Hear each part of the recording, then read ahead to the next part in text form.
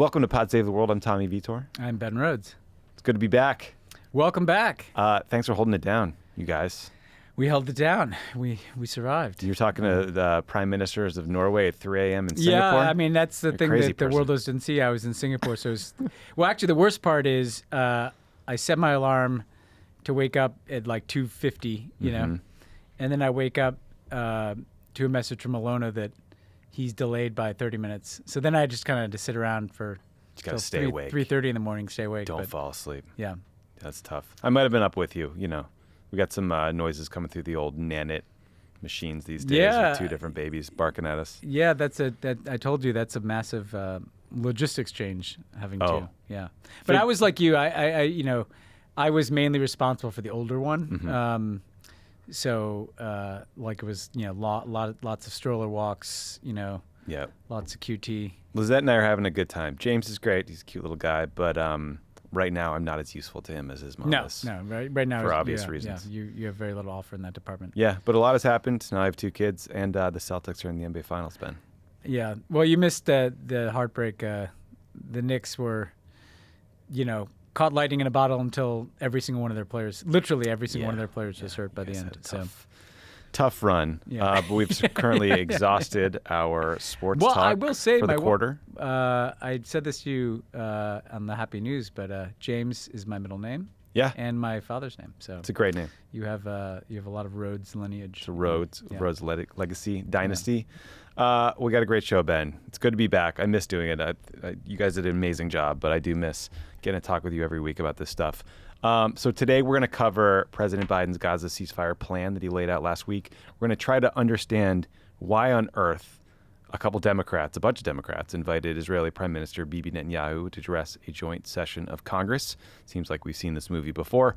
We'll talk about the global response to Donald Trump's guilty verdicts, the Biden administration's major policy change when it comes to the war in Ukraine, huge election news out of the UK, India, and South Africa, and a nuclear-armed balloon cigarette standoff. I don't know that you know what that's referring to, but I think I'm excited. I do, actually. Yeah. Okay, I'm excited to talk about it There's with you. There's poop involved, too, right? Yeah. Well, DVD. We'll find out. Then you're going to hear my conversation with our former colleague, Dan Restrepo, about the historic elections that just took place in Mexico and what it means for U.S.-Mexico relations. So stick around for that. Big one. It's jam-packed. There's a lot going on this month, this year, this quarter. Yes, yeah. The year of elections is kicking up in the high gear. Yeah, and honestly, throwing some curveballs at us, some things we did not expect to happen. Yeah, we had some healthy curveballs. We'll get to that in a second. But let's start in Gaza, Ben, because it feels like a lot has happened since I left, but nothing has changed. If that makes sense. That's very fair. So last, well, actually, no. You caught my ICC rant, but there were subsequent international criminal decisions. Yeah. So a lot going on. Yeah, a lot going on. So, last Friday, President Biden laid out his a ceasefire deal and long-term plan to end the war. Here's a clip from that speech. At this point, Hamas no longer is capable of carrying out another October 7th, which is one of the Israelis' main objectives in this war, and quite frankly, a righteous one. And to the people of Israel, let me say this. As someone who's had a lifelong commitment to Israel, as the only American president who's ever gone to Israel in a time of war, as someone who just sent the U.S. forces to directly defend Israel when it was attacked by Iran, I ask you to take a step back and think what will happen if this moment is lost. We can't lose this moment. So the plan Biden laid out, it has 3 phases. Phase 1 is a 6-week ceasefire agreement. During that period, Israel would withdraw troops from Gaza's major population centers, allow 600 aid trucks per day into Gaza, release some Palestinian prisoners, and allow Gazans to return home to northern Gaza. And in exchange, Hamas would release women, elderly, and wounded hostages. Then you'd have phase 2. That would include an end of hostilities. The Israeli military would withdraw from Gaza completely.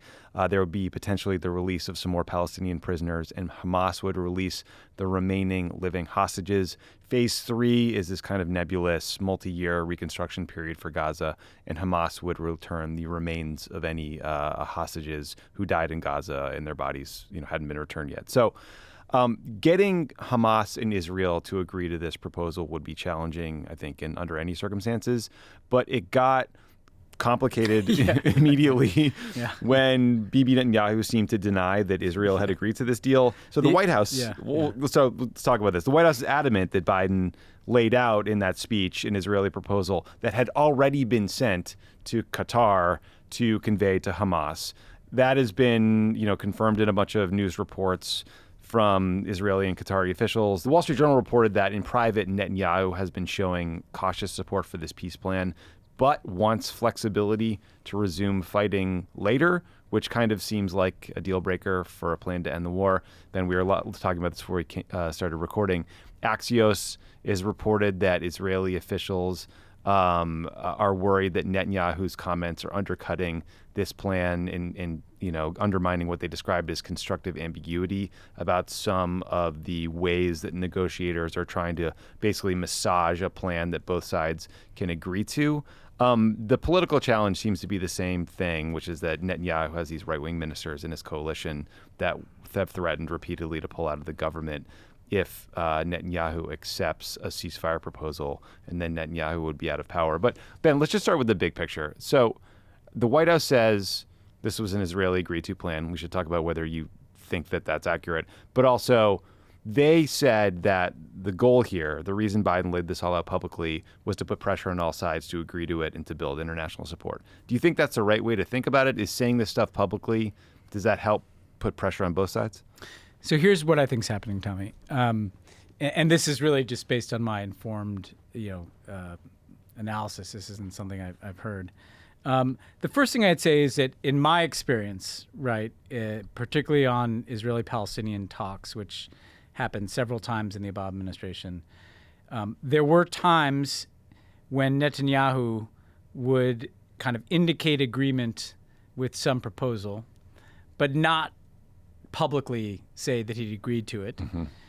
And then what he would do is he would wait until the Palestinians didn't accept the proposal. And oftentimes the Palestinians wouldn't accept the proposal because they didn't believe Netanyahu would. And then he'd blame the Palestinians for the proposal not getting done. And, we hear the endless refrain of, the Palestinians never miss an opportunity. And his whole game was to blame the Palestinians for the failure to reach an agreement. Now, that was with the Palestinian Authority, not Hamas, but I think that's what's been happening here. He would also deliberately kind of pretend he didn't understand the proposal Obama put forward, right? Obama would say, let's do a two-state solution based on 1967 lines with agreed-upon swaps, and he would pretend he didn't hear about the part about agreed-upon swaps of territory where the Israelis had built settlements, for example. Yeah, and then he publicly trashed a proposal that he'd been negotiating on in private, right? Yeah. He did this kind of thing all the time. We'd have terms of reference even for getting in a negotiation that he would, his negotiators would indicate an openness to. But yes, if it ever became public, he'd shoot it down, right? So I think that probably what's been happening is, Bill Burns and all these people have been negotiating for months around probably a similar ceasefire proposal. And this kind of blame game has been going back and forth. And I think what the administration chose to do here in kind of a Hail Mary is essentially announce what they think Israeli negotiators had agreed to, but Bibi had not been willing to publicly say he'd support, in the hopes that one of two things would happen. One, by going public, you apply a lot of pressure on all the parties, including Hamas, and you get a ceasefire because Hamas says, okay, the Qatar leans on them, we lean on them, and they say, fine, we'll do this, and then Bibi does it. That's option one. Option two is you collapse Bibi's government, right? So it may be, and they'll never say this publicly, that part of their intention is, to force Bibi to choose. And because there's a lot of pressure from the United States and from the rest of the war cabinet, people like Benny Gantz have presumably signed off on this, that Bibi has to agree to it, and then those right-wing ministers leave the government and it collapses. And maybe that's something that the U.S. is okay bringing about. So it's like a high-stakes gamble that, But do you think that math works? Because I think if Benny Gantz and the moderates pull out of the coalition, Netanyahu still has the numbers to keep the government intact. But if he loses the right-wing ministers, he doesn't. So this leads to the third and unfortunately, likely option, right, which is that this kind of dies somehow, because Bibi's trying to triangulate between the center and the right, Hamas is trying to renegotiate some element, and it kind of doesn't go through. And then we've kind of set up a dynamic where we've kind of, let's face it, pretty disingenuously, we've kind of kept asserting that this is an Israeli proposal, even though Israel hasn't formally agreed to it. And so then Hamas, we just blame Hamas for, Bibi could emerge in a situation where this deal collapses, he maintains his government, he blames Hamas. He blames Hamas by saying the U.S. Presented this to Hamas. He comes to the U.S. to deliver a joint session as this kind of big hero in front of Congress, and the war is still going, and we've kind of legitimized it because we've kind of suggested it's Hamas's fault that the war hasn't stopped, right? That's the scenario that would be bad here, Yeah. And so they're playing a pretty high-stakes game, And look, if it works and they get a ceasefire, that's great. But if it doesn't, there's some real risk that you've set up a dynamic which the core dynamic is, do you think the ceasefire should happen in any case, right? In other words, ceasefire agreement or not, do you believe this war should end? In which case you'd be threatening to withhold weapons and things like that. Or do you kind of risk saying, we somehow sided with an Israeli proposal, even though Bibi didn't embrace it, and it's all Hamas's fault, and so therefore it's kind of de facto okay that the war goes on, Yeah. And that's the real risk I see. Well, so the confusing thing is, you're seeing all these background quotes from the administration saying you put forward this plan to put pressure on Netanyahu to get him to accept it. But also, Biden did this long interview with Time magazine, most of it focused on foreign policy, and he was asked, whose fault is it that the deal or ceasefire for hostages has not been consummated? Is it Hamas or Israel or both? He says Hamas. Hamas could end this tomorrow. So he is very publicly and on the record just blaming Hamas. Now, in his defense, in Israel's defense, the Wall Street Journal reported that Yahya Sinwar, the leader of Hamas within Gaza, like the guy in the tunnels doing the fighting, not the kind of, corrupt political leaders sitting in Qatar, that he has told Arab mediators that he's in no rush to end the war, and he wants to drag Israel into a quagmire that creates more sympathy for the Palestinian cause. Yeah, and this is, again, where I kind of philosophically disagree with the administration. Again, if this works, that's great. You get a ceasefire. But, Hamas is a terrorist organization. If we believe that to be true, and I do, it's strange to kind of put this all on a negotiated agreement with them. You either think what Israel's doing is the right thing to be doing, or you don't. In other words, by saying this is all up to Hamas, it's kind of suggesting, well, if Hamas doesn't reach an agreement, will the war ever end? Because that's what Hamas. If that's what Sinwar's position is, then he wants the most destructive, worst possible war, so that he can kind of create a open-ended insurgency and isolate Israel internationally. And so you're basically saying, if we're backing Israel, we're going to give Hamas exactly what they want if they don't agree to this. Right. Right. Well, and that doesn't make any sense. That's the problem with this whole paradigm. Yeah, and it's look, I can't confirm or deny what this Wall Street Journal report says, but it's worth just considering that, one of the actors involved here, like the leader of Hamas, might have a logic that it makes absolutely no sense to us. It seems completely irrational. It's basically like saying, hey, these guys over here are arsonists, and if these arsonists don't do what we want, we're going to go pour gasoline on their fire. That really is what we're talking about here. And that's why it's a high-stakes game, because, again, maybe it works and you kind of run this air pocket of pressuring everybody into a ceasefire. But if you don't, it's hard to see what a plan B looks like, because you've kind of legitimized the idea that so long as Hamas is not kind of negotiating in the way you'd like, that the war just goes on and on and on and on. Yeah. I heard an analyst on, I think it was on the BBC, suggests that if this ceasefire proposal fails, that President Biden should start a unilateral negotiation with Hamas to free American hostages. Now, hearing that, sort of shocked me. I've never heard anyone sort of float that before. Yeah. You would imagine in a lot of other contexts that's what we do. Could happen. That's exactly what we do in most contexts. But the politics of doing that here, I think, would probably be unthinkable. Yeah. But Ben, let's turn to this joint session, because leaders in Congress, including Democrats Chuck Schumer and Hakeem Jeffries on the House side, joined in with Republican congressional leaders to invite Israeli Prime Minister Bibi Netanyahu to deliver a speech to a joint session of Congress. There were some reports that it was going to happen on June 13th, but then it turned out that that's a Jewish holiday. So whoopsie doopsie. Good fact checking, guys. Great work, gang. And then Biden was going to be in the G7 at the time, so I don't know what happened there. So Ben, so the date's TBD. I get why Republicans want to do this, right? Like their right-wing evangelical base, they want the U.S. to fully support the Israeli war effort. They're not concerned about civilian casualties in Gaza or anything else. And then, Mitch McConnell, Speaker Johnson, they want to use criticism of Israel by Democrats as a wedge issue to peel off Jewish voters and donors from the Democratic Party, right? Like that's their plan. They say it out loud. Yeah. For the life of me, I cannot understand what Schumer and Hakeem Jeffries are doing here. Like maybe they were worried that not joining on this invitation would be used as a cudgel to attack Democrats. But it seems far more likely to me that Netanyahu coming to the U.S., giving this speech will just create like a really high profile way to highlight the splits between the Biden administration and the Israeli government on policy. And like just a couple of weeks ago, Schumer literally called on Netanyahu to step down and no longer be the leader. Like what happened? Everything about this is wrong and frustrating and what I don't like about Washington, right? Let's just kind of go through the ways in which this is the wrong thing. First of all, right now the U.S. government is in a open-facing pressure campaign to kind of squeeze Netanyahu into the terms of a ceasefire that Netanyahu is uncomfortable with. And yet, within a week or two, or however long it is, the U.S. Congress is going to give Netanyahu the biggest political lifeline imaginable, which is, hey, you're not isolated. In fact, you're going to come here and you're going to get standing ovations from a bipartisan group of members of Congress. So it undercuts U.S. policy objectives, right? So that's bad.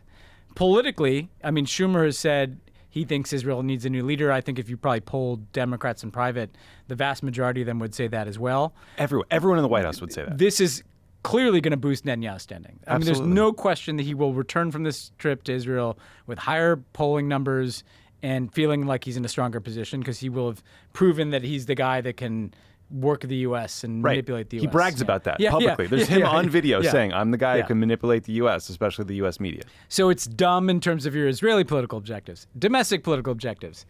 Whatever these guys think about how they're making it less painful by he's coming here to divide Democrats. Mm-hmm.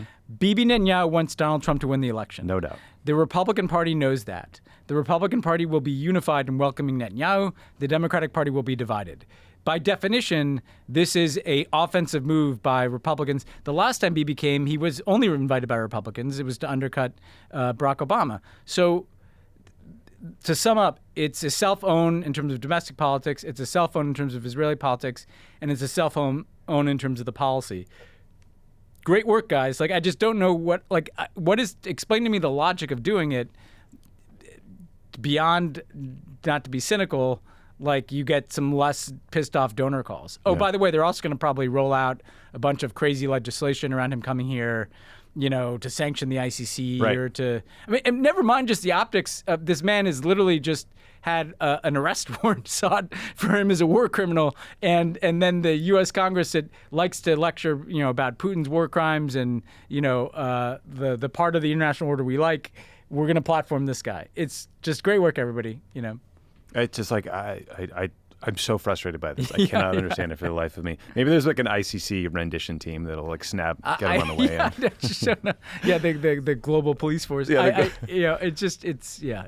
a mess. Last thing on this. So Biden did a long interview with Time Magazine. I think it was mostly interesting comms decision there, Tommy. Yeah. No offense to Time Magazine, but like, would you be recommending that's the? I mean, I think offense to Time Magazine. Probably not. That would not be my go-to. I think the idea was to set up his trip to the G7 next week, but like they spent a long time talking about other stuff. Gaza, Israel, et cetera. So a couple notable things. So Biden was asked if Israel had committed war crimes in Gaza. He said, quote, "The answer is it's uncertain and has been investigated by the Israelis themselves. The ICC is something that we don't recognize." So sort of a statement of policy there. I mentioned he was asked by who was at fault. He put the blame on Hamas. Biden was asked if Israel is intentionally using starvation of civilians as a method of warfare. He said, quote, "No, I don't think that. I think they've engaged in activity that is inappropriate." Then went on, made a comparison to sort of Afghanistan. But it was interesting that he said no, but they've done things that are wrong. So clearly he's withholding something there. And then finally, Ben, Biden was asked if Netanyahu is prolonging the war for his own political self-preservation. And he said, quote, "I'm not going to comment on that. There is every reason for people to draw that conclusion," which is not the most successful effort at declining comment I've heard. But it's also like it's something that was evident to everybody in November that was happening. So, I mean, there's no reason not to say it out loud, Yeah, it's But I mean, the starvation thing, the awkward thing for the administration on all this stuff is that they've said this. They've said, the aid crossings need to open up. Right. So it's hard to square, every day the State Department briefing is like an exercise in trying to square public criticism with Israel with public defenses of Israel, because we're simultaneously saying they need to do more, let aid in, and then saying they're letting aid in, and it those are hard puzzle pieces. To all the people hating on, Matt Miller, and it's like he's not the one he's not the one who's writing the guidance that's been delivered to him. Yeah, and that's the State Department spokesperson. He's trying to explain a policy that at times could be incoherent. It was interesting sort of observing this, stepping away for a month and reading the news, but not being on it constantly. I took a call from a great reporter at the Washington Post who was asking about the Rafah red line debate and the ways the administration was trying to sort of, parse the policy to figure out whether, Bibi had tripped their red line considerations if he did X, Y, or Z. And it just made me realize how much you can miss the big picture when you get bogged down in these kind of technical debates or these euphemistic conversations about war, where you're talking about minor military incursions versus a full-scale invasion. It's you miss the big picture, which is that this war is a humanitarian catastrophe. These people are suffering endlessly. It has been going on for months and months and months. And you've got top national security officials in Israel saying that the war could go on through the end of this year. Yeah. Right? So there's no end in sight. Yeah. And they've never suggested any plan for Gaza that doesn't involve open-ended war. Because if they're administrating Gaza, then you're still in, it's what Sinwar wants, right? Like an insurgency dynamic, right?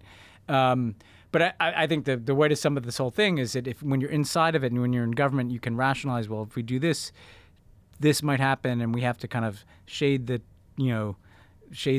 facts over here to make this point. And what's missing is to kind of step back, what's right and what's wrong here, and this is wrong, and the way in which Israel's conducted this war is wrong. And they just haven't allowed themselves to get to that place because, they're still kind of trying to assemble all these pieces. Yeah, it's hard when you're in it. Yeah. Let's turn from Israel's corrupt demagogue to our own. So I'm sure our listeners know that last week Trump was found guilty on all 34 counts in the New York hush money trial. Shout out Manhattan. Yeah, my people. Thanks to your people. Yeah. Let's talk about the international response to this verdict. So first of all, Ben, it's worth mentioning again that the Republican talking point that indicting a president or a former president is banana republic stuff, that is just nonsense. Presidents or prime ministers in France, Italy, Israel, Germany, a whole bunch of other countries. South Korea happens all the time in South Korea. Exactly.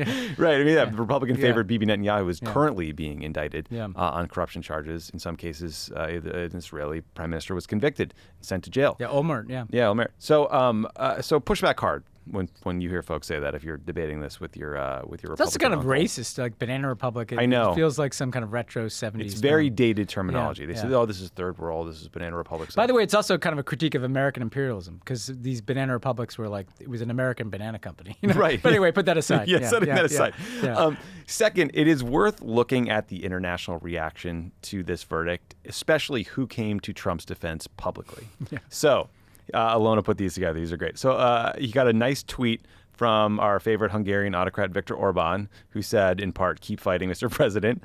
Dmitry Peskov, Putin's spokesman, said U.S. authorities were trying to eliminate political rivals, quote, by all possible legal and illegal means.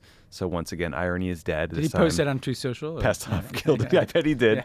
Yeah. Matteo Salvini, the leader of the Anti-Immigrant League Party, expressed solidarity over in Italy. And then right-wing British gadfly Nigel Farage tweeted or X'd. I'm just going to say tweeted forever.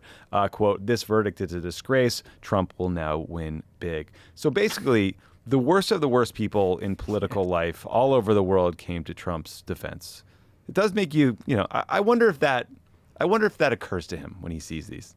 Well, I mean, he likes these people, right? So these are the people that he would align himself with, like Orbán, and he just said Orbán and Mar-a-Lago. Probably gave him some of the talking points or exchanged ideas. I mean, I just think that you mentioned I was in Singapore. Singapore is a pretty serious place, and they had some conferences going on there when I was there, like including this Shangri-La defense thing, and we just look ridiculous. I mean, it's part that Trump is aligned with all the worst, autocratic, creepy guys, but it's also that, the United States is this global superpower that is supposed to have some kind of stewardship role for avoiding wars and enforcing norms and democracy. And then meanwhile we've got like a convicted felon, running around undermining, the whole system of government in this country. Don't think people don't notice that abroad. It makes democracy. I mean, the serious point is that part of what Putin wants is to undermine the whole idea of democracy itself, right? He wants to, and the Chinese want to make democracy look dysfunctional. Autocracy works better. It's more efficient, and certainly it's not, it's good that, I think it's good to show that we can hold people accountable. Obviously, it's not good if the convicted felon is then a elected president.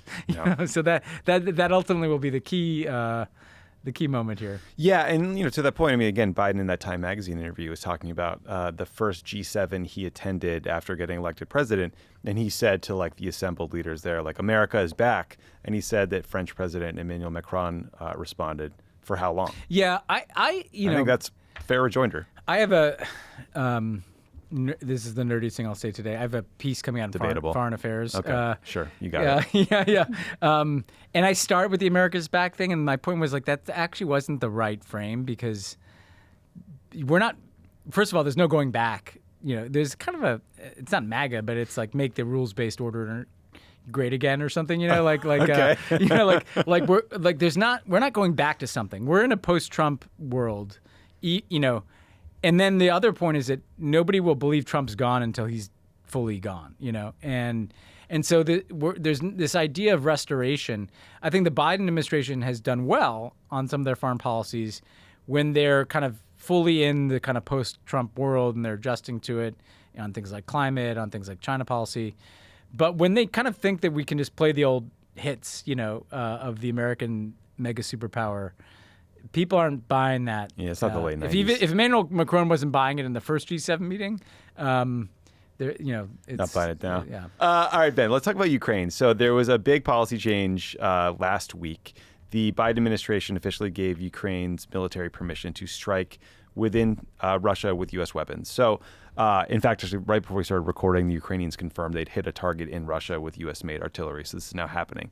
So this permission is limited to only the area near Kharkiv in northeastern Ukraine, where Russia has been launching these devastating, relentless airstrikes from just over the border. But it's a big change for an administration that has been worried about the risk of escalation in direct conflict with Russia. The Germans and the French say they will follow suit, and now they're going to allow the Ukrainians to do these cross-border strikes with their weapons too.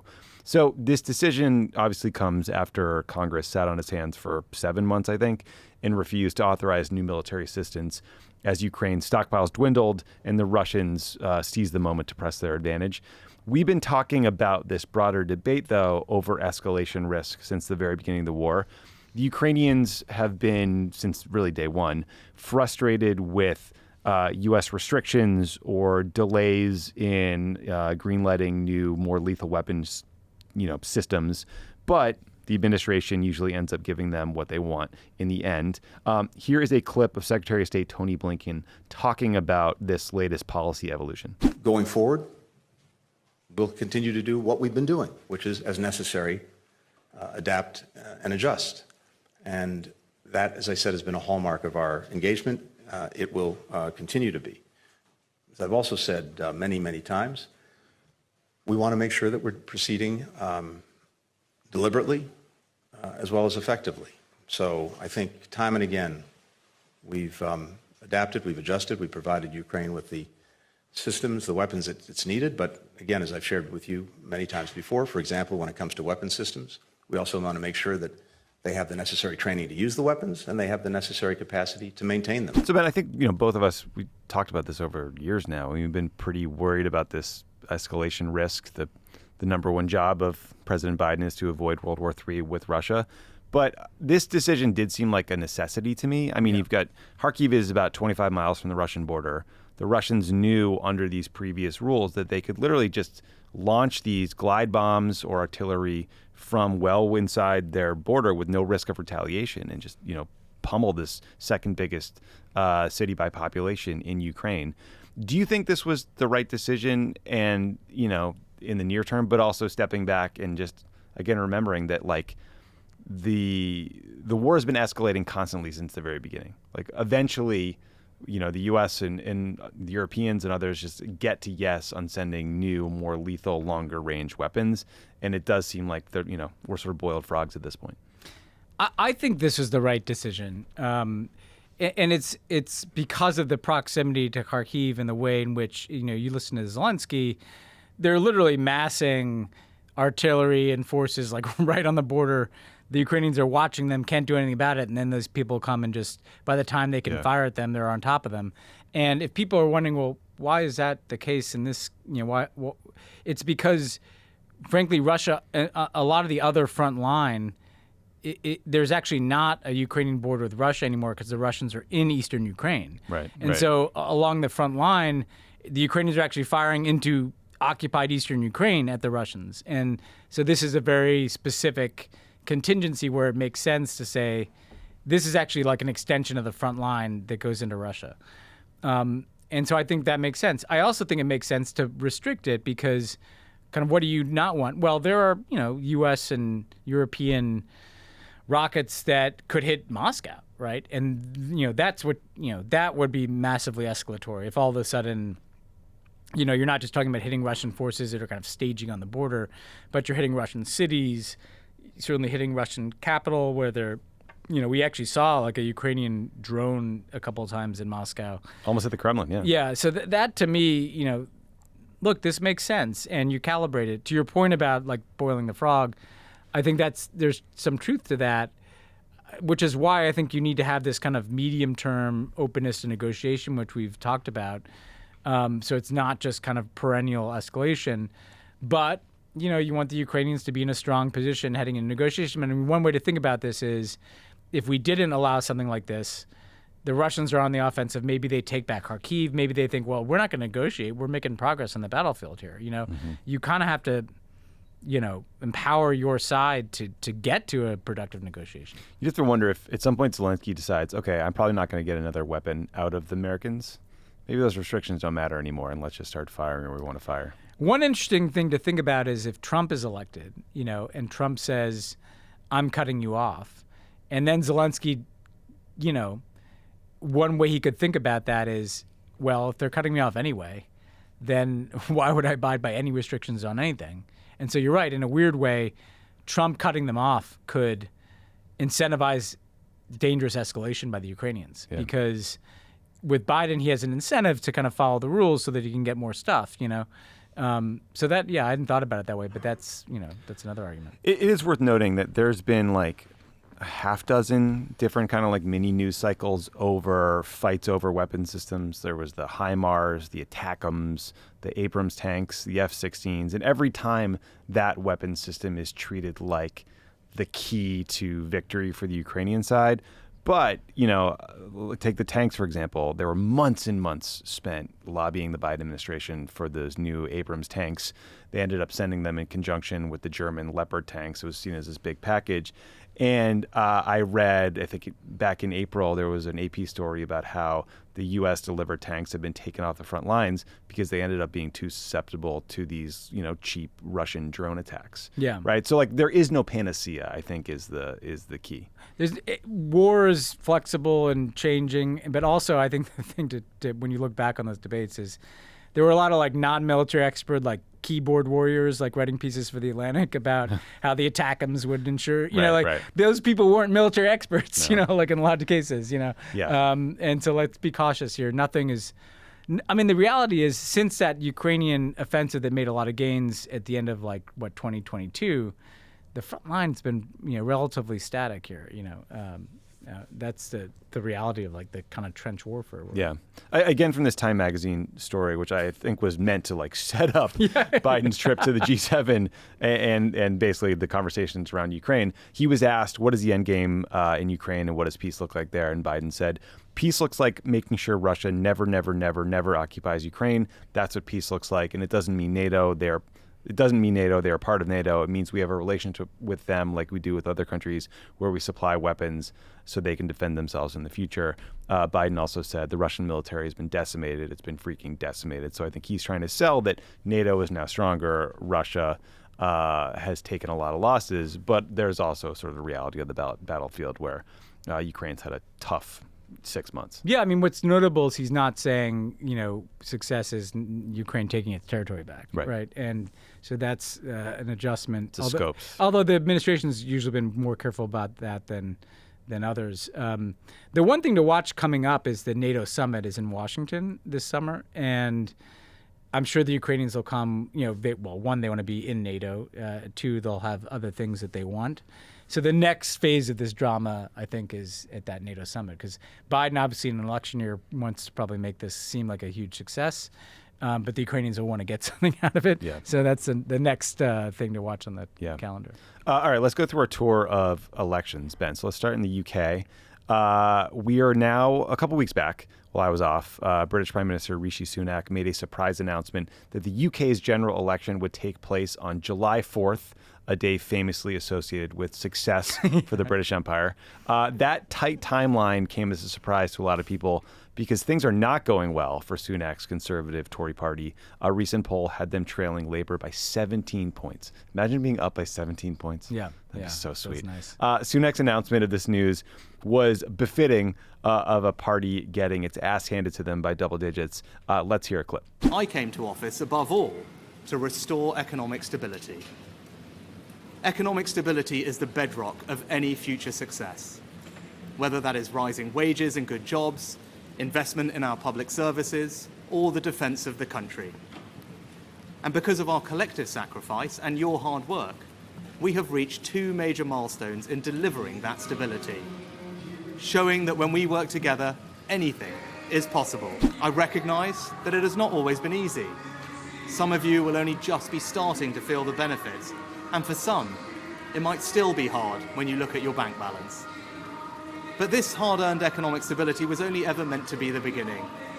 The question now is how, and who do you trust to turn that foundation into a secure future for you, your family, and our country? Now is the moment. Cut this dork off. I cannot listen to this dork anymore. It just sounds like such a dork. So in the background, you can hear protesters playing a song called "Things Can Only Get Better," which famously was the anthem for the Labour Party's campaign in 1997 when they beat the ever-living shit out of the Tories and tossed them out of party. It's also Sunak's speech starts. He's perfectly dry, and by the end, his speech is soaked through. Starts dumping rain on him. Then, Ben, this week, things got even worse for Rishi Sunak when right-wing demagogue Nigel Farage announced that he is going to run for election as a member of parliament and lead the Reform Party, which could split the right-wing vote and hurt the Tories further. Here's a clip from Farage. We think this election needs a bit of gingering up. Thus far, it is the dullest, most boring election campaign we have ever seen in our lives. And it's funny because the more the two big party leaders try to be different, the more they actually sound the same. For what it's worth, Farage has run 7 previous times and tried to get a seat in Parliament and lost every time. So, Ben, I thought the conventional wisdom was that Rishi Sunak was going to wait as long as possible to hold the election. He wanted to give the economy time to improve, maybe deliver on some of his policy promises, like stopping the boats. Maybe see if Trump would win our election, and then they could argue the Tories would have a better relationship with the Republicans. What the hell do you think happened here? Why did they move this up? I'm just going to go out on a limb, Tommy, and suggest that Rishi Sunak is not a very good politician. And he might not have the best political sense. Yeah. I mean, they had Boris Johnson. Well, they had Theresa May, who seemed like someone who was a home minister who happened to find herself living in number 10. Then they had Boris Johnson, who was this kind of absolute wrecking ball. Then they had Liz Truss, who was like, probably the worst prime minister in the history of the United Kingdom. And now they have this guy that is kind of politically clueless, sitting there getting his ass kicked and handed to him, like veering between like giveaways to the far right to keep them on side, like, this weird thing to send people to Rwanda, and trying to be this kind of technocrat who's not as crazy as Liz Truss. And maybe he just got sick of it. He's like, I can't like, but it's also, you and I have been in government during bad economic news. It felt like, you get like a decent jobs numbers and you send the president out to give like a statement, a 7-minute statement that no one's going to pay attention to, that mainly makes you feel better. Yes. Like these kind of minimalist positive economic indicators. He's like, oh, this is it. Let's go, But it's pretty clear that Rishi Sunak is not going to be prime minister for much longer. He's about to get his ass handed to him in an historic rout. And the question is just, can Labour kind of hold this lead? But frankly, if they do, they'll have a bigger majority than even the Tony Blair one, which is crazy to think about because Tony Blair had kind of, with all respect for Keir Starmer, Tony Blair was more of a kind of charismatic change agent kind of guy.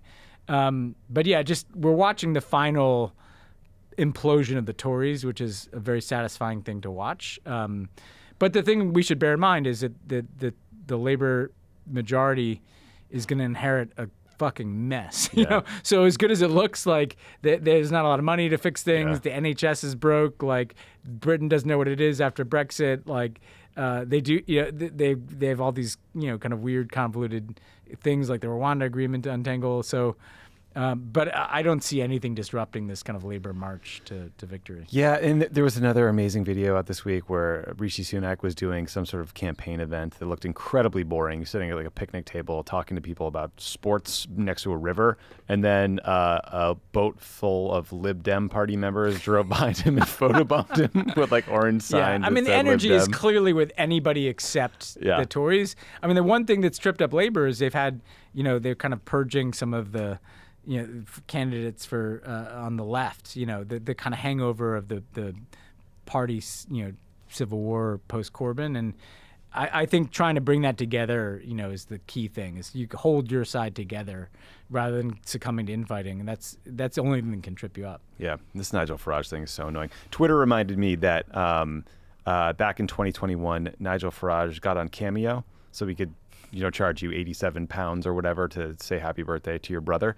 And someone had him read a script where he said, up the rah, which is a phrase used by supporters of the provisional IRA, the most militant wing of the IRA during the Troubles, to celebrate them. Yeah. So good. Get that guy out on the trail. Good job, Nigel. Good job, Nigel. Let's move on to India's elections, Ben, where after 6 weeks of voting, there are some early results that are surprisingly bad for Prime Minister Narendra Modi's BJP party. So while Modi is still set to win re-election and become the second person ever to start a third term as Prime Minister of India, the margin of victory is much, much smaller than what Modi's party had promised. So there's 543 seats in the Indian parliament. You need to secure 272 seats for a majority. The BJP had promised a landslide victory of 400 seats, which would have given them a supermajority and allowed Modi to change India's constitution.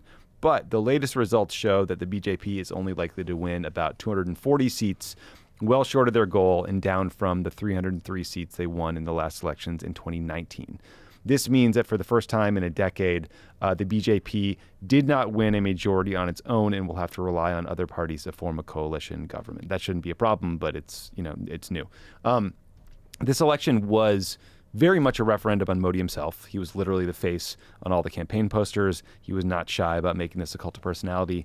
I know while I was out, Ben, you talked to Rana Ayub, amazing, brave journalist who's covered Modi forever, and she pointed out how Modi has been even more brazen and open with his anti-Muslim rhetoric in this campaign.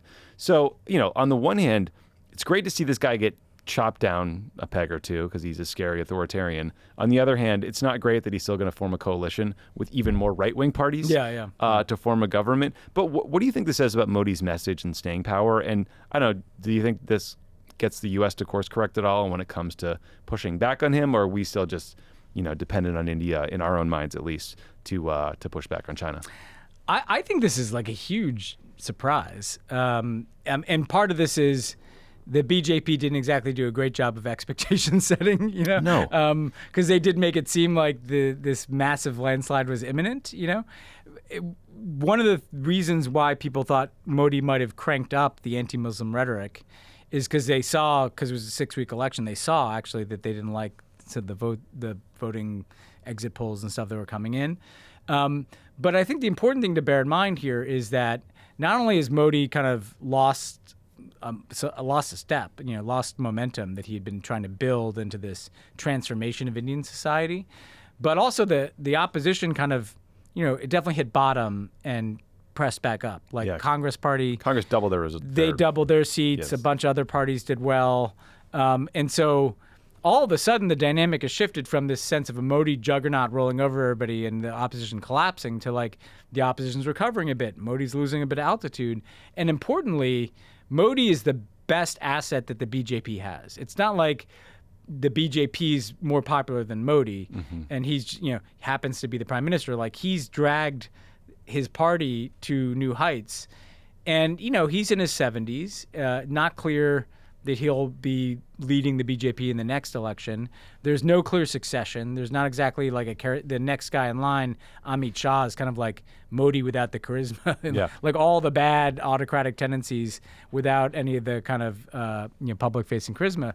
So I think this spells some real trouble for Modi and the BJP and their kind of transformation agenda, and hopefully some of the scarier autocratic scenarios like remaking the Constitution. That said, nothing that we know about them suggests that they'll curb their ambitions that much. They'll try to cobble together some right-wing coalitions. But what it does suggest is they may be facing more pushback. So I'd expect them to push forward. But I think you'll see some more energized opposition to what they've been doing to kind of make this a soft autocracy. The U.S., I think it should indicate that the U.S. needs this India strategy that is not entirely Modi-centric and Modi kind of dependent, and might be more willing to criticize certain actions of Modi's, but I'm not expecting that. I'm not either. It feels like the Biden has decided I'm just don't want any trouble with this guy. Yeah. It's tough. Not a lot of great options. This is a banal observation, but it's wild that the Brits, you get to announce an election and it happens 6 weeks later. And then it takes 6 weeks of voting in India. And for us, we're just trapped in one endless doom election loop of an election that, in fact, has been the same election now for several years. For 8 years, Love it. Okay, so we also have some big results in South Africa, Ben, where the African National Congress, or ANC party, the party that Nelson Mandela was part of, which freed South Africa from apartheid, fell short of winning 50% of the national vote for the first time in 30 years. So this election, the ANC got about 40%, which is an 18-point decrease from 2019. The ANC now has just a few weeks to forge a coalition government with one of their rival parties. These are the parties that spent the campaign brutally attacking the ANC as corrupt and vowing not to work with them. And now the knives are out for ANC leader and South African President Cyril Ramaphosa, who is being blamed for this collapse in his party's support. Former ANC leader Jacob Zuma also played a huge role in this outcome. 6 years ago, Zuma was pushed out of the ANC for corruption, and then 6 months ago, he started a new political party that got 15% of the vote, which is remarkable. Also remarkable given that this guy spent 2 months in prison for corruption back in 2021 and was accused of rape, much worse things. Yeah, he was rape acquitted, charges, but so Ben, it's not clear how this will shake out, what will happen next. And there's a lot of South Africans, I think, are understandably concerned about adding political instability to the long list of challenges the country is facing. But I guess the broader question is this the end of an era for the ANC in South Africa? It certainly feels like it, right? And so the ANC, party Nelson Mandela, the party that delivers liberation, sweeps into power under Mandela with this massive, massive majority, and have dominated South African politics ever since. But it's been a kind of slow, steady deterioration, because it kind of all the worst things that can happen in kind of one party dominance happened, in the sense that there are patronage networks and corruption, and everybody's trading favors, and the people were getting older, and they weren't letting younger people kind of come up through the ranks. And so for a lot of reasons, the ANC's been part of the kind of political and economic paralysis where they haven't solved problems like inequality. You know, I mean, if you look at South African data, you know, yes, apartheid's over, but, you know, income inequality is pretty comparable, you know. And so people had a lot of good reasons to be pissed off. And so I think, you know, the ANC is going to continue to be the leading player, but they're going to have to kind of, I think, whether they choose to do so now or later depends to be seen, but they're going to have to kind of reimagine who they are. They can't just keep dining out on, hey, we're the ones that ended apartheid, and, you know, this is, and, you know, Zuma was part of that degradation too, so he's not the answer. Yeah. You need to give some space for younger people to either take over the ANC or for younger people that started these other parties to kind of move to the forefront.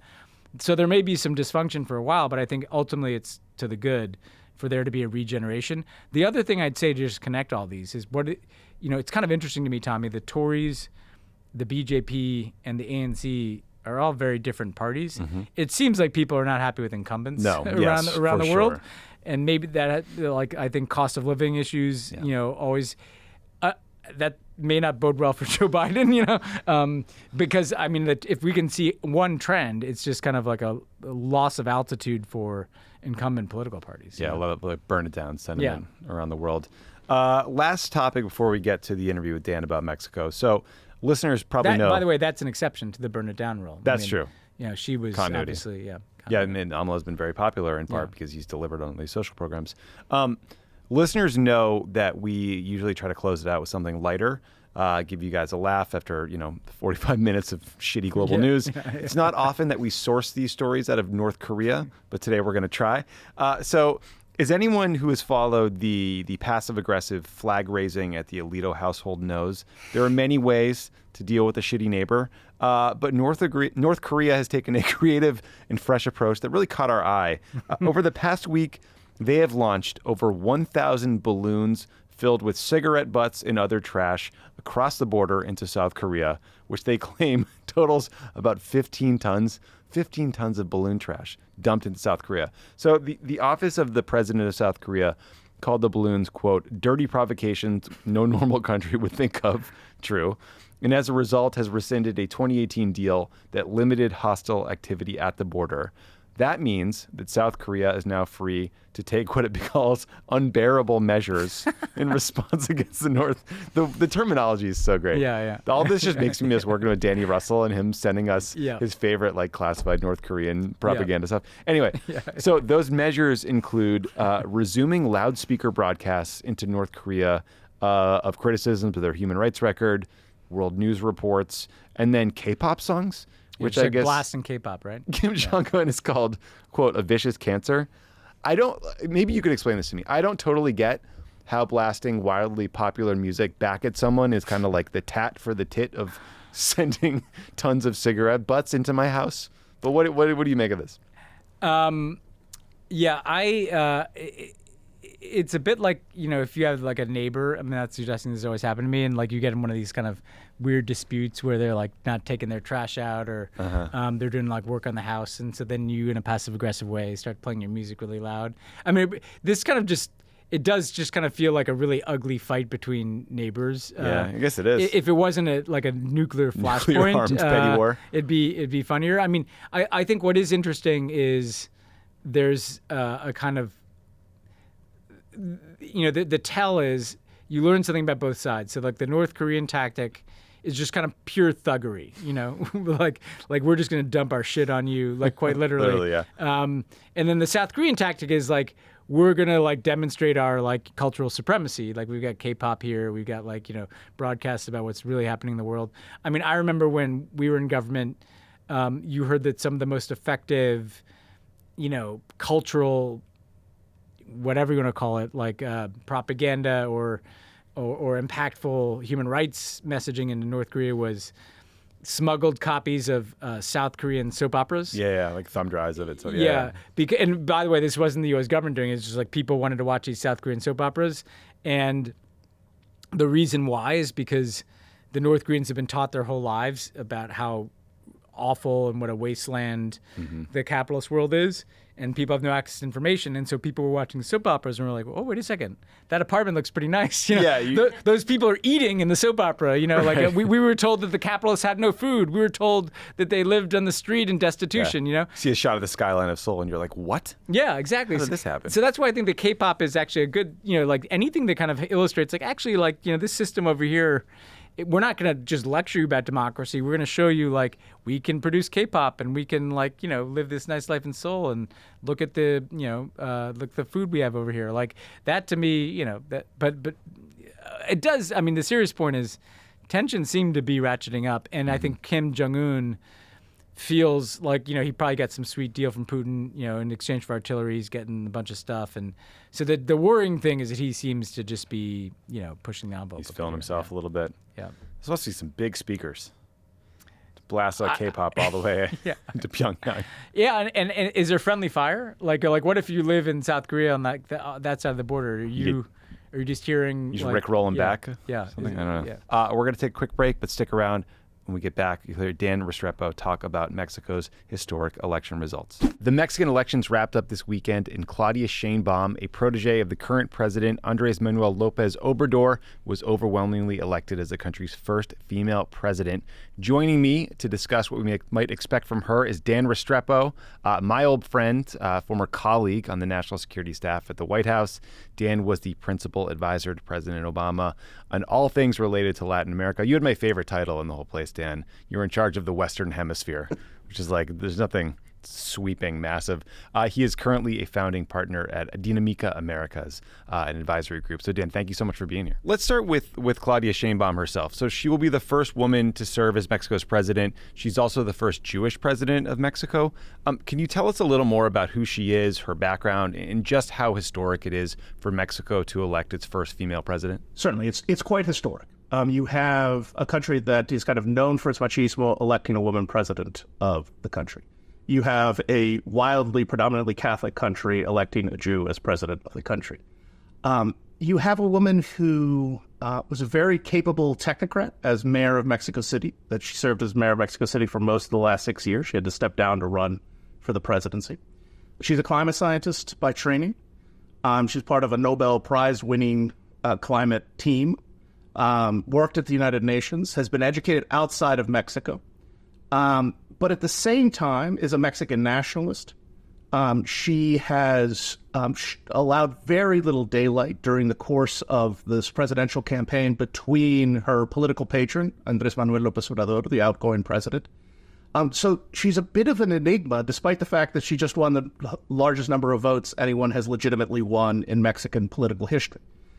So there's a lot we're all going to find out about what she actually believes and how she's going to govern once she takes office on October 1st. Yeah, I mean, you hit something that I keep seeing over and over again, which is every article, every analysis piece about Sheinbaum says something like, this election is historic, it's just seismic for Mexico, but she's a bit of a black box in terms of her policy views and in terms of how she'll govern.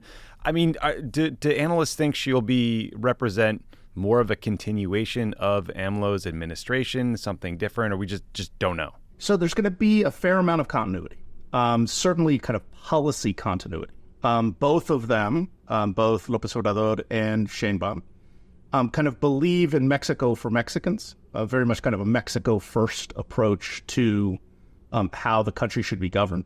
They believe in a very active role of the public sector in the economy, so a kind of statist approach. She believes kind of more in a competition stance. His was a more combative stance between the public and private sectors on the economic side. But fundamentally, there's a lot we just don't know about how she's going to govern because she's been so disciplined in her approach and because López Obrador has occupied so much political space in Mexico, not just in the last 6 years, but certainly kind of on Mexico's kind of non-establishment.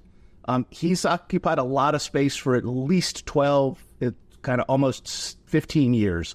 And so we're passing from a moment where he has been the dominant political figure. She's going to come to office, and kind of the sorting out of the relationship between the two of them, quite frankly, is, I think, one of the kind of known unknowns to paraphrase Dan Restrepo. Our old friend Dan Restrepo. You wrote this great analysis piece of this election for the Center for American Progress, and you noted that in addition to the presidential election, there were tons and tons of regional elections. Something like 20,000 seats were up for grabs across the country. It looks like the Morena party, Sheinbaum's party, is on track to have supermajorities in both houses of Congress and about 3/4 of the governorships, I believe. Is Mexico just fully on a path to one-party rule? It's really interesting. So in my lifetime, I'm a little bit older than you, Tommy, but in my lifetime, we've seen Mexico, really in kind of my professional career, I've seen a Mexico that was a one-party state for 70 years, and an anti-democratic one at that. Transition to a competitive democracy. In 2000, you have the first kind of legitimate transfer of power. You have 3 elections that take place where there's kind of the electorate is divided in thirds. And then in 2018, López Obrador comes along and wins a majority of the vote, in what was surprising then. And now you have what Morena did on Sunday, which, Sheinbaum had a pretty significant lead in the polls throughout. There was always the question of how accurate the polls were. But she outperformed even the most kind of optimistic polls. And they really had a very good day. But I think the better way of thinking about it is the old Mexican political establishment had a horrific day. And has kind of collapsed under its own weight. And under the weight of López Obrador kind of beating on it for the last 6 years. And so, yet we might be on the verge of Mexico, kind of the pendulum swinging back. We certainly have a Mexico where you have a politically dominant party, which is Morena, an electorally consolidated party in a way that I think surprised some. The real question is going to be how consolidated it is governing going forward, because that was the trick. Under the kind of one-party state, the party was a very institutionalized thing and it was the instrument of power in the country. Morena's not that yet, and whether they can consolidate it that way is one of the big questions for these 6 years going forward. Yeah. So Dan, I mean, AMLO gets credit for lifting millions of people out of poverty with social programs, but he's often criticized in the same breath for failing to curb the power of drug cartels, failing to reduce gang violence across the country, et cetera. I mean, even this campaign season was incredibly violent. At least 15 candidates for office died after the campaigning started last October, including several who were just straight up gunned down by, what I guess were assassins. How do you think we should judge his tenure in office, and how do the people of Mexico view him now that he's departing the scene? Well, so it's complicated. In terms of kind of the objective take on what López Obrador has represented in Mexico. As you rightly point out, and quite frankly, I think as Sunday's result points out, he delivered for his core constituency. Mexico is a country of deep poverty as well as kind of deep integration with the North American economy in kind of very sophisticated ways.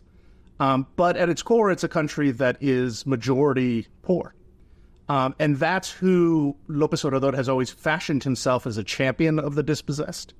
And on the kind of pure day-to-day economic well-being of that portion of Mexico, of the majority of Mexicans, López Obrador delivered. Yeah.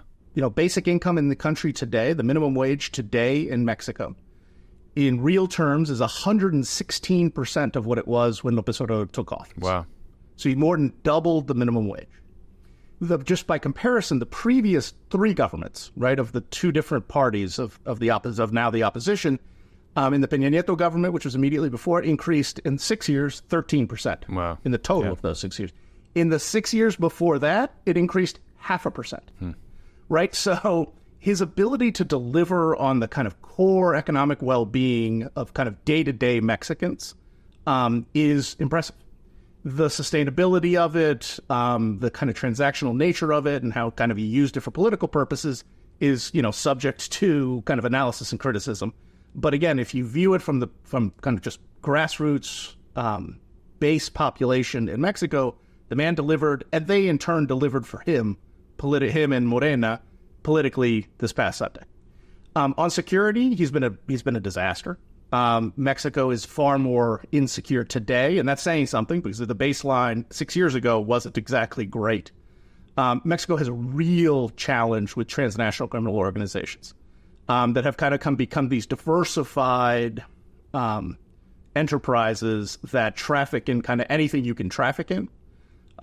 Fed, in no small measure by an iron river of guns that flows out of the United States into Mexico, fueled by consumption of illegal drugs in the United States and the cash that goes back to these cartels and these organizations. But López Obrador has done very little to confront them. And on that score, I think it's pretty clear that he's been a failure as Mexico's president. Interestingly, Claudia Sheinbaum, as mayor of Mexico City, has a pretty good record on security, and also has demonstrated a willingness to cooperate with the United States on security in ways that López Obrador, her political mentor, wasn't. So it'll be interesting to see how that plays out as things go forward. Yeah, I mean, that cooperation point is so important because, again, AMLO and Trump, they had sort of like a weird bromance thing, right? I mean, Trump talks about him favorably still to this day.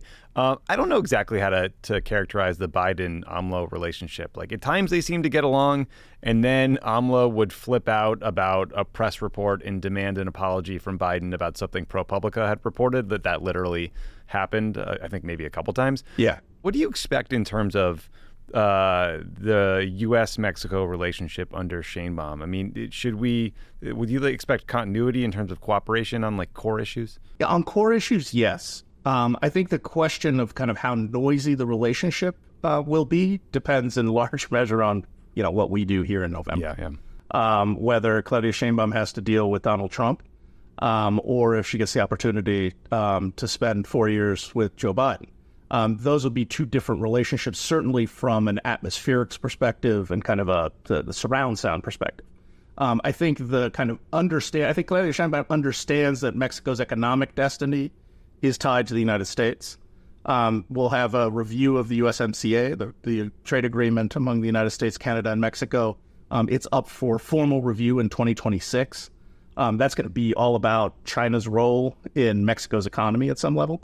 But I think Sheinbaum understands that that's where Mexico's economic well-being lies, is being closely tied to the United States. Migration will continue to be a friction point, and a point of the need for real cooperation. Guns and drugs, as I mentioned a second ago, will continue to be a friction point. But the U.S. and Mexico are so kind of intimately connected day in and day out, that almost despite the personalities and despite the surround sound, the need for continuity, I think, kind of overwhelms even the kind of personal proclivities of either U.S. or Mexican leaders. It is so funny to imagine, going from a U.S.-Mexico relationship that was dominated by the loudest voices imaginable. You had Donald Trump, who everybody here knows, but then down in Mexico, you had AMLO doing these, hour-and-a-half long press conferences, daily at times? Daily. No, not at times.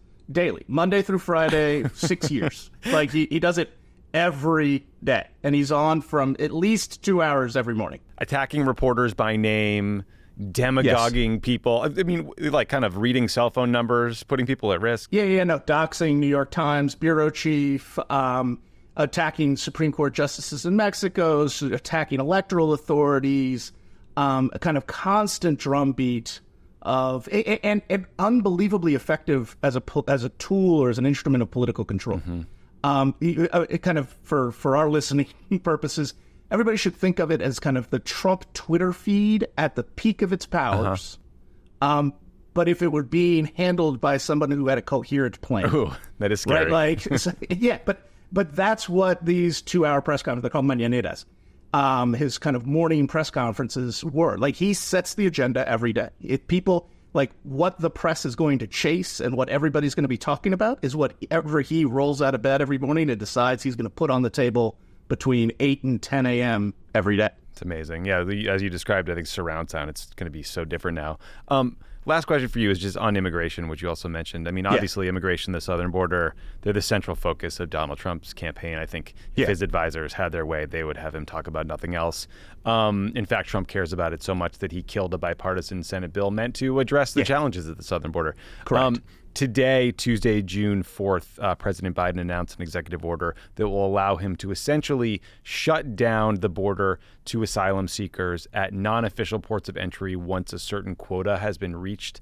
Dan, you spent years and years of your life working on immigration policy, at times, I imagine, to your great frustration. Yes. Do you think this EO is likely to solve the problem? And then really, if not, can any step taken via executive order alone solve the problem? Yeah, so I think there's kind of three big takeaways from this executive order. The first is that, like all of us, President Biden wants to see order at the border, right? The kind of chaotic baseline at the U.S.-Mexico border is in no one's interest. It's not in the U.S.'s interest. It's not in Mexico's interest. It's not in the interest of folks legitimately seeking asylum. It's not in the interest of folks migrating for any number of reasons, right? So the president wants to see order at the border. What's kind of inherent in your question is the EO also, I think, underscores that he does not have at his disposal the tools necessary to achieve order at the border. That those tools, the Congress needs to be a part of the solution set here. There was a deal on the table that was this plus a bunch of other stuff, and that other stuff is important, that Republicans decided that they would prefer, because Donald Trump decided he would prefer to have this issue, to scuttle it. And I think this is the president kind of, saying very clearly, and you can see in all the language around the EO, like Congress needs to be a part of the solution. Congress has abdicated its responsibility because Donald Trump wants to put himself ahead of U.S. interests. So I'm gonna do this. The third thing that I think is pretty important to remember, it's unlikely that this is going to survive a legal challenge. Yeah, right. This is roughly something that Donald Trump tried doing in 2018. It was more extreme, not surprisingly, when Donald Trump tried doing it. But the courts came down pretty quickly and pretty emphatically that the president doesn't have this authority, and that Congress needs to be a part. Like, if the U.S. wants to do this, it needs to change laws, and it needs to do it through the legislative process. We all want to see order at the border. This president has been working not just at the border, which kind of draws all the attention, but also in the region. Because one of the really important things to keep in mind on migration in the Americas. So Latin America and the Caribbean represent 8% of the world's population, but 25% of the world's displaced population, right? And those numbers sound really scary, and there's this impression in the United States that all of those people are trying to come to the United States. But if you actually stop and look, more than 80% of displaced people in Latin America and the Caribbean over the course of the last decade stay in Latin America and the Caribbean. Folks want to be as close to home as they can. And this administration, the Biden administration, has been working with the countries that matter through something called the Los Angeles Declaration on Migration and Protection to help kind of integrate migrants where they are, right? Because if we're all a lot better off if people can stay closer to home, and if we're working to incorporate people in communities that want them, that they want to be in, and kind of avoiding further migration than trying to prevent the last step of migration, which is at the U.S.-Mexico border. Right. And I mean, I guess that root cause piece has always been the hardest part of this. I mean, I wonder if you think that Biden has done enough to help, But Tommy, it's a little different than root cause. Sure. Right? So root cause is to say, so if you really look at it, there's 4 countries where most of the migrants in the Western Hemisphere are coming from. Most of them are coming from Cuba, Venezuela, Nicaragua, and Haiti. Right. Right? A root cause strategy says you have to fix Cuba, Venezuela, Nicaragua, and Haiti. Right? Good luck. Right? Those countries they're not easy fixes there.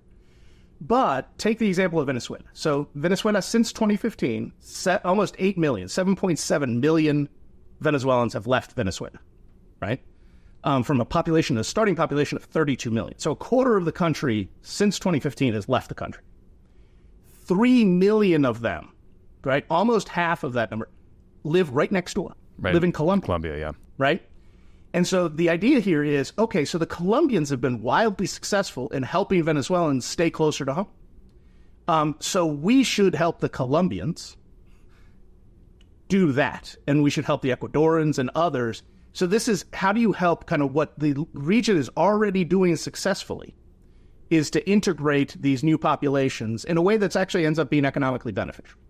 And so the administration actually, I think, has been doing, they don't particularly tell the story particularly well, but they've been doing a bunch of work in this space. And that's how ultimately that, plus legal pathways, plus some enforcement, that's how you get to the order at the border that we all want to see. No, that makes total sense. And yeah, of course, I mean, your average person, no one wants to travel thousands and thousands of miles and pay a smuggler and endanger their family, right? Like, no one wants to do that, of course. You'd much rather stay in Bogota or someplace in Colombia if you're Venezuela. I do think, I do wonder, hopefully the politics will allow the Biden administration to do more to maybe help reduce sanctions or, stop doing some of the things that are, hurting the economy in Venezuela, causing people to leave. Although, of course, I'm not blaming it on them. Obviously, Maduro is the root cause of this. But an enormous challenge. And I think you're right, though. This executive order, it might not last very long. That's sort of the problem here. This might be more about campaign optics than policy solutions.